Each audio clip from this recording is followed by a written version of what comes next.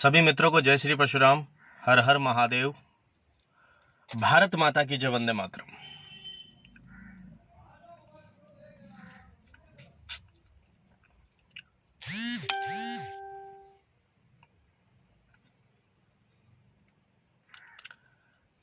एक बार सभी मित्रों से अनुरोध करूंगा, वीडियो को ज्यादा से ज्यादा शेयर करने का प्रयास करें। आज मैं किसान आंदोलन पे बोलने जा रहा हूं। हालांकि देखिए, किसान हम सबके रहनुमा है और हम भी किसान परिवार से ताल्लुक रखते हैं।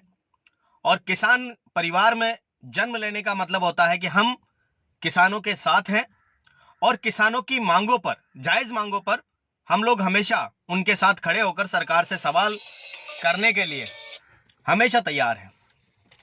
किंतु 2 दिन पूर्व, या ये कह लें कि कल, किसानों के एक बहुत बड़े नेता है, हरियाणा से आते हैं, राकेश टिकैत जी, जिनकी किसानों के बीच में काफी अच्छी छवि है। मित्रों, सिर्फ सुनने का प्रयास ना करें, इस वीडियो को ज्यादा से ज्यादा शेयर करने का प्रयास करें, क्योंकि उन राकेश टिकैत जी ने काफी सवाल ब्राह्मण और पंडितों से किए हैं। तो मैं चाहता हूं इस लाइव के माध्यम से उन तक हमारे जवाब भी पहुंचे। और वैसे किसान बिल में जो भी खामियां हैं, मैं सरकार से भी अनुरोध करूंगा कि उनकी बातों को सुना जाए, उनकी बातों को समझा जाए। अगर किसान बिल में खामियां हैं और किसान नाराज हैं, तो इनकी कमी को दूर किया जाए, इनकी मांगों को माना जाए। किंतु किसान आंदोलन की आड़ में जातियों के बीच में संघर्ष पैदा करवाना कतई स्वीकार नहीं किया जाएगा। कल एक पलवल बॉर्डर पर भाषण देते समय अपने बिगड़े बोल के कारण राकेश टिकैत जी, जिनका हम भी सम्मान करते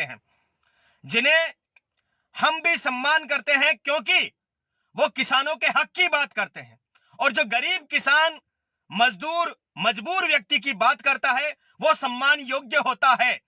किंतु वो सम्मान तब धराशायी हो जाता है जब वो आपसी सामंजस्य बिगाड़ने का प्रयास करता है, आपसी तालमेल बिगाड़ने का प्रयास करता है।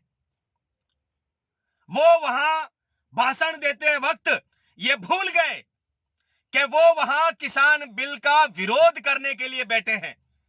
अपने भाषण में लगातार पंडित बिरादरी, ब्राह्मणों को भला बुरा कहने से वो नहीं चूके। मैं उनसे आग्रह करता हूं, फिलहाल निवेदन करता हूं कि ऐसी दकियानूसी बातों को करने से बचें, क्योंकि यह वक्त किसानों के बिल पे ध्यान देने का है। जिस उद्देश्य की पूर्ति के लिए आप लोग वहां बैठे हैं, सिर्फ उसी उद्देश्य पे ध्यान केंद्रित करें तो आपके लिए ज्यादा भला होगा। आज हम आपका सम्मान इसलिए करते हैं क्योंकि आप किसानों के हक की बात करते हैं, किसान बिल पर बात करते हैं। किंतु अगर समाज और समाज के खिलाफ बात की तो हम भी चुप बैठने वाले नहीं हैं। आप कह रहे थे कि किसान ब्राह्मणों को दान देते हैं, किसान पंडितों को दान देते हैं, लेकिन उन पंडितों ने वहां लंगर नहीं लगाया। वो मूर्ख हैं, वो मूर्ख पंडित हैं जो धर्म की शिक्षा के लिए अपने कारोबार पे ध्यान नहीं देते, वो आप पे आश्रित रहते हैं। मैं उन पंडितों को मूर्ख समझता हूं।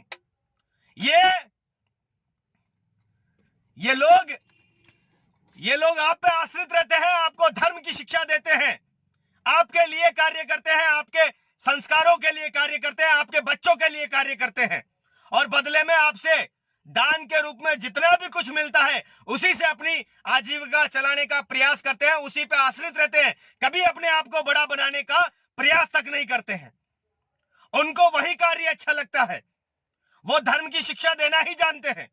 किंतु आप जैसे मूर्ख लोग समाजों को भिड़ाने का, समाजों को लड़ाने का, समाजों को आपस में टकराने का जो कार्य कर रहे हैं, वो अभी बंद कर दें तो ज्यादा बेटर, ज्यादा उत्तम होगा।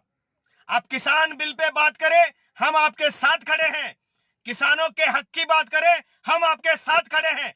किंतु समाजों को या समाज को टारगेट करने का कार्य किया तो आपके लिए भी अच्छा नहीं होगा। ये बात मैं विशेष तौर से राकेश जी टकेत, जिनका मैं भी सम्मान करता हूं, क्योंकि वो किसानों के हक की बात कर रहे हैं, मैं भी सम्मान करता हूं।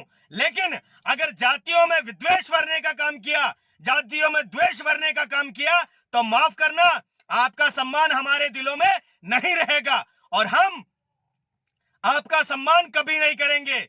ये बात किसान नेताओं को ध्यान में रखनी चाहिए। ये बात जितने भी किसानों के रहनुमा है, उन लोगों को ध्यान में रखना चाहिए कि आपस में या इतना बड़ा भी ना बने कि किसानों की बात करते करते समाज में द्वेष भरने का काम करें। सारी जातियां आपस में मिलकर रहती है, सारी जातियों का आपस में सम्मान है। 36 बिरादरी एक दूसरे के साथ तालमेल बिठाकर, हर बिरादरी में किसान बेटा है। ऐसा नहीं है कि सिर्फ जाट ही किसान कौम आती है। किसान कौम में 36 बिरादरी आती है। सारी बिरादरियां किसान कौम में आती है और सभी कृषक कार्य करते हैं, सभी किसान हैं। एक विशेष जाति किसान नहीं हो सकती है। और अगर एक विशेष जाति को किसान मानकर राकेश टिकैत साहब दूसरी जातियों को भला बुरा कहेंगे तो माफ करना, फिर ये किसी प्रकार का किसान आंदोलन नहीं है। ये मात्र जातियों में द्वेष भरने का आंदोलन है और लोगों को आपस में तोड़ने का आंदोलन है। ये बात जितना जल्दी राकेश टिकैत साहब और उस जैसे किसान नेता समझ ले, उतना ही ज्यादा अच्छा किसानों के लिए होगा और उतना ही ज्यादा अच्छा राष्ट्र के लिए होगा।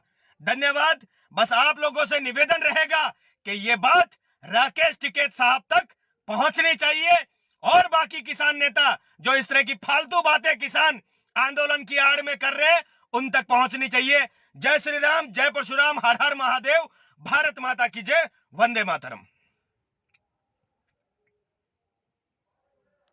अजय कुमार जी, छुआछूत की परंपरा हमारे देश में अंग्रेजों और मुगलों के काल से आई थी। थोड़ा अपना भी जो ज्ञान है उसे बढ़ाइए। हमारे देश में पवित्रता थी, हमारे देश में छुआछूत कभी नहीं थी। हमारे देश में पवित्रता और अपवित्रता थी। जो पवित्र है वो पवित्र रहेगा, जो अपवित्र है वो अपवित्र रहेगा। लेकिन छुआछूत की जो व्यवस्था थी, वो व्यवस्था मुगल काल से और अंग्रेज काल से आई थी। आपसे निवेदन भी करूंगा कि इस तरह की फालतू बातें करके समाज को गुमराह करने का कार्य ना करें, समाज में ऐसा सामंजस्य पैदा करने का कार्य ना करें। हमारा भारत 200 साल तक अंग्रेजों का और 500 साल तक मुगलों का गुलाम रहा था। 700 सालों में आपके साथ, हमारे समाज के साथ, हमारे लोगों के साथ जो घटनाएं आई, उन घटनाओं पे बात करने का कार्य करें। मनुस्मृति में वही है अजय कुमार जी, मनुस्मृति में वही है जो आज की सभ्य समाज में और आज के संविधान में लिखा हुआ है। उससे ज्यादा कुछ नहीं है। कर्म प्रधान था और आज भी कर्म प्रधान है। आज भी डॉक्टर को वकील कहकर नहीं बुलाया जाता है, डॉक्टर को डॉक्टर साहब कहकर ही बुलाया जाता है। अध्यापक को सर या मास्टर जी कहकर ही बुलाया जाता है और दूसरे जो कार्य करते हैं उनको उनके कार्य के अनुरूप ही पदवी दी जाती है। तो मनुस्मृति भी वही पदवी देती थी जो आज का संविधान देता है। कोई फर्क नहीं है, बस भ्रम का फर्क है और उस फर्क को निकालने का कार्य करें। धन्यवाद। जय श्री परशुराम, हर हर महादेव, भारत माता की जय, वंदे मातरम।